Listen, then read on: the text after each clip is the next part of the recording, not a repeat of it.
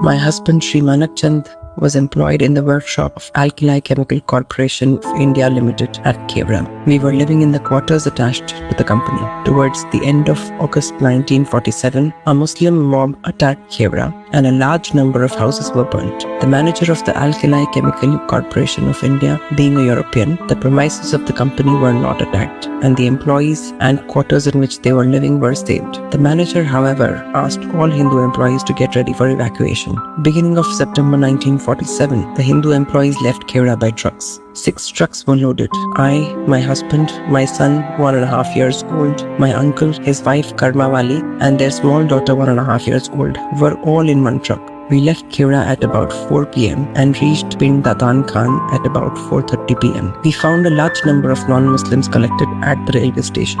It was said that the train was to leave Pind Datan Khan and would be the last train for the refugees to leave Pakistan. Approximately 5,000 people had collected to go in the train. Out of them, between 600 to 700 were women. The train left Pind Datan Khan at 10 p.m. 15 men of the Pakistan Army were with the train as guards.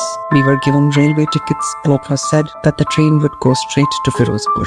In the way, no water was supplied to the passengers. Even where the train stopped, water was not given, as it was said that the passengers were all Hindus. No other provisions were also allowed to be purchased by the passengers for the same reason. The train reached Kamoki railway station at about 8 p.m. and stopped there for the whole of the night. At about 8 a.m. on Wednesday, the police came to the railway station and started searching the train. Each and every article of the passengers was searched. Even the persons of the women were searched. The search continued for about 2 hours. 97 guns and rifles were taken away. Although all of them were licensed weapons and the licenses were with the owners, even penknives were taken away from the passengers. All passengers were told that the guns and rifles would be returned as soon as the train would start. After the search, the passengers were asked to get into the train. When everybody had got into the train, and as the engine was whistling to indicate that the train was going to start, a huge crowd of Muslims came from the side of the mandi and factories. They were armed with rifles, choras, axes, parchas and other lethal weapons. They were shouting Ya Ali and came running. They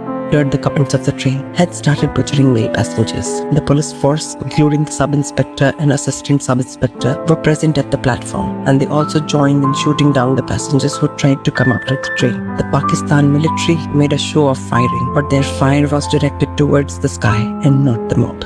And after a short while, they also joined the mob and the police in shooting down the passengers.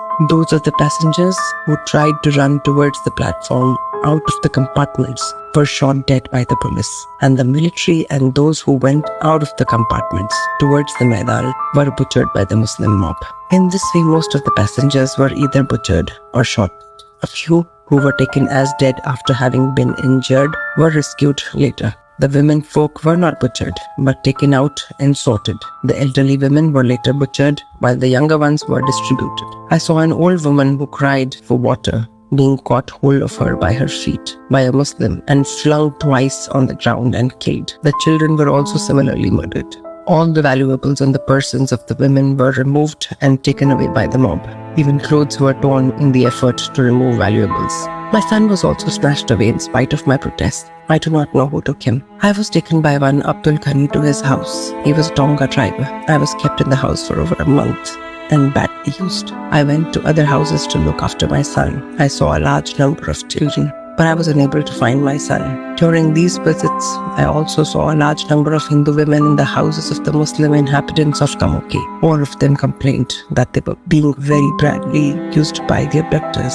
After about a month, it was announced by beat of drum that the Hindu military had arrived, and those of the inhabitants who had Hindu women and children in their possession should produce them at the police station. On this account, I and many other women, about 150, who were produced at the police station. During the period of a month that I stayed in the house of Abdul Ghani, the members of his family, and he always said that there was no food in India, that the relations of all Hindu women had been killed and no one was prepared to have them back into their homes, and that even Mahatma Gandhi said that there was no food in India, and therefore no women or men who had been kept in Pakistan should return to India. We were also told that all the girls who would go to India would be made to stand in line and shot dead by the Indian military because they were not fit for being returned to Hindu society, and Hindu society was not prepared to take them back. Such propaganda was made in every Muslim house, and all the women whom I met told me of it as I went from house to house in search of my son. One Muslim named Barkat Ali, who had also taken a young Hindu girl, was boasting that he had, with his own hands, killed 50 men with his dagger and had been rewarded by the sub-inspector of police, Kamoke, for his vela. We were all told that we must state before the police and other authorities that we were not willing to return to India. The 150 women who were produced at the station, Kamoke, were taken in Tongas to Gujranwala. Out of the women collected, only 20 got up and said that they wanted to return to India. I was one of them. There were 10 children with these women. The remaining lot was put into the trucks and sent back to Kamoke by sub-inspector of police. We were then taken to Hindu refugee camp and put into trucks which brought us to Amritsar. My uncle, my aunt, and my husband were all killed at Kamoke railway station. I have not yet been able to trace my son, and the daughter of my uncle must have also been similarly killed.